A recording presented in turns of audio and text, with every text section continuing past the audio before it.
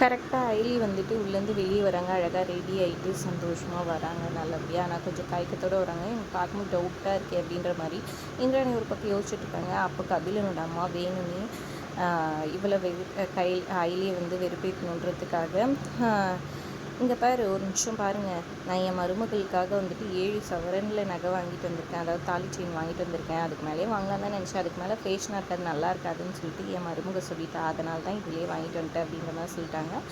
அப்போ ஐலிக்கு இதெல்லாம் கிடையாதுல்ல, என்ன பண்ணுறது, அதெல்லாம் வந்துட்டு பெரியவங்களாம் பார்த்து கல்யாணம் பண்ணியிருக்கணும், இவங்க ஓடி போய் தானே பண்ணிடுச்சிங்க, இப்படி தான் இருக்கும் அப்படின்ற மாதிரி சொல்லிட்டு இருக்காங்க. என்ன சித்தி நீங்கள் இப்படியெல்லாம் பேசுகிறீங்க, இதெல்லாம் இது பண்ணாமல் கூடவா வந்துட்டு நான் ஏற்பாடு பண்ணியிருப்பேன், ஐலிக்கு நான் இருக்கேன், நான் வந்துட்டு அவளுக்காக வாங்கிட்டு வந்திருக்கேன்ற மாதிரி சொல்கிறாங்க.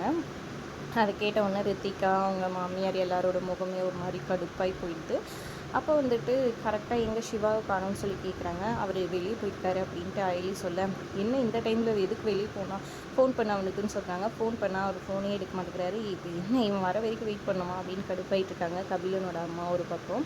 இப்போ கரெக்டாக சிவாவே வந்துடுறாரு. சிவா நான் வந்துட்டாரு அப்படின்ற மாதிரி சொல்கிறாங்க. உள்ளே கூட்டிகிட்டு போய் ஐலிக்கிட்ட நீங்கள் ஏதோ பிளான் பண்ணுறீங்களா, இந்நேரம் பார்த்தா அவன் காணும்னு சொல்லிட்டு இந்திராணி கேட்டுட்ருக்கேன். கரெக்டாக சிவா வந்துட்டாருன்னு சரி வாங்க போய் பார்க்கலாம், எங்கே சிவா போகணுன்னு சொல்லி கேட்க, இல்லை நீங்கள் திடீர்னு சொல்லிட்டனால நான் தானே தாலி செயின் வாங்கிட்டு வந்து கொடுக்கணும் ஐலிக்காக, அதனால தான் போயிருந்தேன் அப்படின்னு சொல்லிட்டு தாலி செயினை காமிக்கிறாங்க. பார்த்தோன்னே எல்லோரும் சூப்பர் டிசைன் நல்லா இருக்குன்னு அழகாக வாங்கியிருக்கேன்னு பூர்ணி எல்லாம் சொல்கிறாங்க. சரி போய் ரெடி ஆகிட்டு வான்னு சொல்லிட்டு இந்திராணி சொல்கிறாங்க. அப்புறம் போயிட்டு அவரும் ரெடி ஆகிட்டு வராரு. இப்போ என்ன பண்ணி அவாய்ட் பண்ணுறதுன்னு தெரியலையே அப்படின்ட்டு சீனியர் அப்படின்னு சொல்லியிருக்காங்க. எனக்கும் புரியல அப்படின்ட்டு சொல்லிகிட்ருக்காரு. அப்போ 2 பேரையும் கூப்பிட்டு முதல்ல இவங்களுக்கு தான் பண்ணணும்னு சொல்ல, அதெல்லாம் முடியாது, என் மருமகளுக்கு தானே பண்ணணும்னு சொல்லிட்டு கபிலனோட அம்மா ஒரு பக்கம் இது பண்ணேன். அவள் தானே வயசில் பெரியவ சித்தி, அவளுக்கு தான் முதல்ல பண்ண வந்து உட்காருங்க 2 பேரும் சொல்லிட்டு உட்கார சொல்லிடுறாங்க. அப்போ கரெக்டாக ஐலியோட ஃபோன் அடிக்குது. எனக்கு எதுனா முக்கியமான காலாக இருக்கும், நீ நான் பேசிட்டு வந்துடுறேன்னு சொல்லிட்டு நேராக போகிறாங்க. போயிட்டு பார்த்தா அதாவது அவங்க ஆஃபீஸர் தான் கால் பண்ணியிருக்காரு.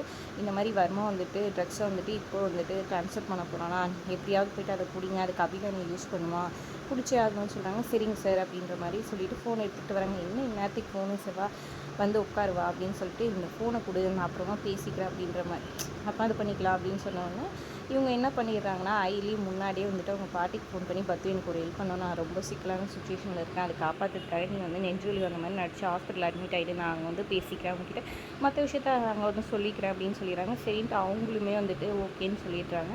இங்கே வந்து உட்காடுறாங்க. கையில் வந்துட்டு அந்த ஒரு காப்பு மாதிரி கட்டுறாங்க ஐலிக்கு. அதோடு வந்துட்டு எபிசோட் முடியுதுங்க. வீடியோ பிடிச்சிருந்தா லைக் பண்ணிக்கோங்க.